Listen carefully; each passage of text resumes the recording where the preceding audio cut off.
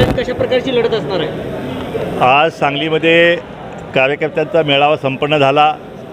या ठिकाणी कार्यकर्त्यांना त्या ठिकाणी मी स्पष्टपणे विचारलं की मला पक्षाने तिकीट दिलेलं आहे, वंचित बहुजन आघाडीचा पाठिंबा मिळालेला आहे, पण कार्यकर्त्यांनी जो पण मला तिकीट देत नाही आहे तो पण मला उभा राहण्याची ऊर्जा जी आहे त्या ठिकाणी प्राप्त होणार नाही. आणि म्हणून आज सगळ्या कार्यकर्त्यांनी अगदी हात उंचावून आणि मनापासून त्या ठिकाणी आज भावना व्यक्त केल्या किंवा अण्णा या ठिकाणी तुमच्या एवढं मोठं नेतृत्व जे आहे या जिल्ह्यामध्ये दुसरं कुठलं नाही आहे आणि जी लढत आपल्या माध्यमातून होईल दुसरं कुणापासून होणार नाही.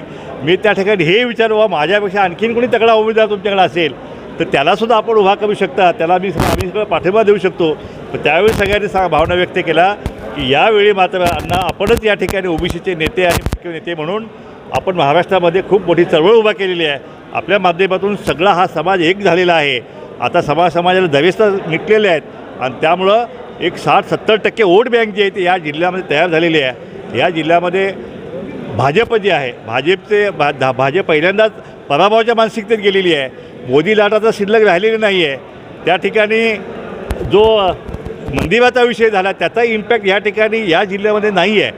दुसरीकडे शिवसेनेकडं एक कच्चा उमेदवार म्हणजे एक पहिलवान उमेदवार जो आहे म्हणजे चळवळीतला एखादा नेता त्यांचा असता तर गोष्ट वेगळी होती, पण शेवटी बाहेरून एखादा पहिलवान त्यांना त्या ठिकाणी आणावा लागलेला आहे. अशा प्रकारे शिवसेनेचा उमेदवारसुद्धा कच्चा उमेदवार लागलेला आहे. त्या ठिकाणी काँग्रेस पक्षाचं तर तिकिटाची धडपड सुरू आहे. म्हणजे अजून त्यांना तिकीट कोण देणारं मला माहीत नाही आहे, पण तिकिटाची वणवण जी आहे दिल्लीपासून इथंपर्यंत सगळं खेपा घालून झाल्या पण अजूनपर्यंत काय त्यांचा उमेदवार जाहीर होण्यात झालेला आहे. मी तर त्यांना सांगितलं की तुम्हाला आता ही एवढी वाईट अवस्था काँग्रेस पक्षाची यापूर्वी कधी या जिल्ह्यात नव्हती, कारण हा वसंतदादांचा जिल्हा काँग्रेस पक्षाचा बालेकिल्ला जो आहे.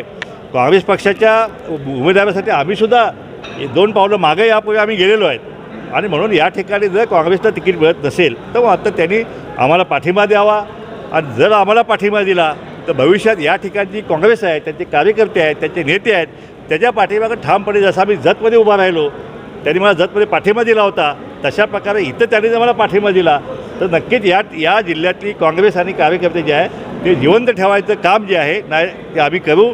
नाहीतर या जिल्ह्यामध्ये काँग्रेस जी आहे ती संपली म्हणून या ठिकाणी समजा आणि ते अतिशय वाईट असेल या जिल्ह्याच्या राजकारणासाठी. या जिल्ह्यामध्ये जर विकासाच्या दृष्टीने बघायला गेलं तर गेली 40 वर्ष ज्या समस्या आहेत त्या आहेत तशाच आहेत. एकही प्रश्न या जिल्ह्याचा सुटलेला नाही. बेरोजगारांना कुणाकडे जायचं हे कळत नाही आहे आणि जे काय जे प्रस्थापित जे आहेत या ठिकाणी 4 वेळा मुख्यमंत्रीपद उद्योगमंत्रीपद 8-10 वेळा या ठिकाणी खजान्याची चावी म्हणजे अर्थमंत्रीमध्ये या ठिकाणी आलं तरीसुद्धा या जिल्ह्याला एकही प्रोजेक्ट ना महाराष्ट्र शासनाचा ना केंद्र शासनाचा या ठिकाणी या प्रस्थापित नेत्यांना आणता आला. प्रत्येकजण निवडून यायचं आणि स्वतःच्या संस्था म्हणजे कारखाना असेल दूध संघ असेल कॉलेज शाळा असतील ह्या कशा वाचवायच्या आणि जिल्हा परिषद कशी जिंकायची पंचायत समिती कशी जिंकायची ह्या कारखान्याची निवडणूक कशी जिंकायची ह्याच्यातच त्यांचे 5 वर्ष जातात. त्यामुळे या जिल्ह्याच्या प्रश्नांच्याकडे आज जत पूर्व भाग जो आहे तो आज पाण्यासाठी टावं फोडतो आहे. कुणाकडे वेळ नाही त्याच्याकडे लक्ष द्यायला. मी आमदार झालो 2 वर्षात त्या ठिकाणी जतच्या पश्चिम भागामध्ये पाणी आणून दाखवलं कृष्णेचं आणि त्या ठिकाणी आज तिथं कॅलिफोर्निया झालेल्या आहेत, डाळिंबाच्या बागा फुललेल्या आहेत, द्राक्षाच्या बागा फुललेल्या आहेत. त्या ठिकाणी आज पवनचक्क्यांचं झाड 2,500 पवनचक्क्या त्या ठिकाणी माझ्या काळात मी आणलं.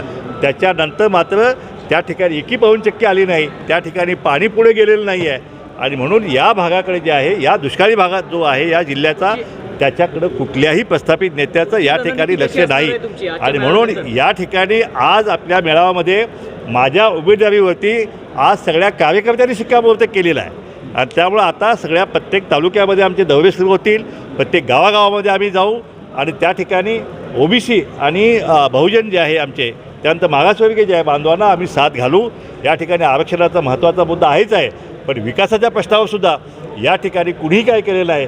मी जर लोकसभेत गेलो तर मात्र या जिल्ह्याचं जे आहे सगळे प्रश्न जे आहे कारण मला कल्पना आहे त्या ठिकाणी मी ज्यावेळी जतमध्ये पाणी आणलो त्यावेळी हा मराठा हा धनगर हा दलित असं बघितलं नाही.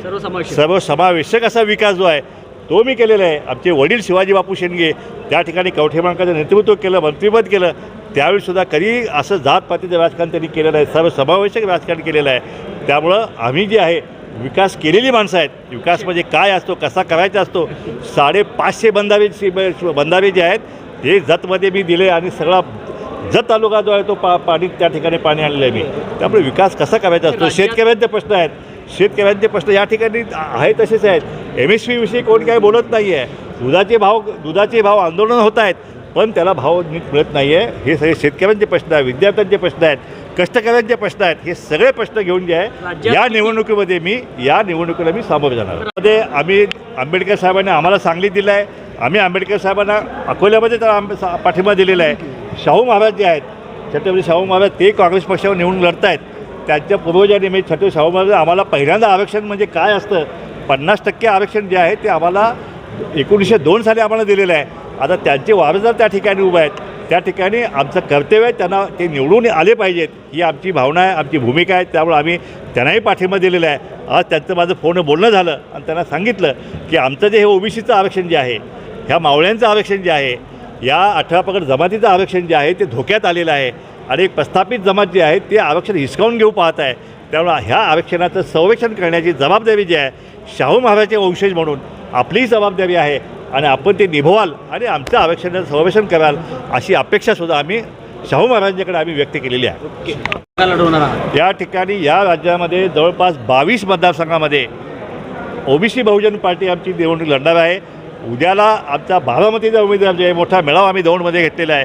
त्या ठिकाणी माळी समाजाचा आम्ही उमेदवार त्या ठिकाणी दिलेला आहे. नांदेडमध्ये आम्ही लिंगायत समाजाचा उमेदवार आम्ही दिलेला आहे. त्या ठिकाणी हिंगोलीमध्ये आम्ही धनगर समाजाचा उमेदवार आम्ही दिलेला आहे. परभणीमध्ये आम्ही धनगर समाज उमेदवार दिलेला आहे. काही ठिकाणी आम्ही म्हणजे कुंभार समाजाचेच उमेदवार आम्ही दिलेले आहेत.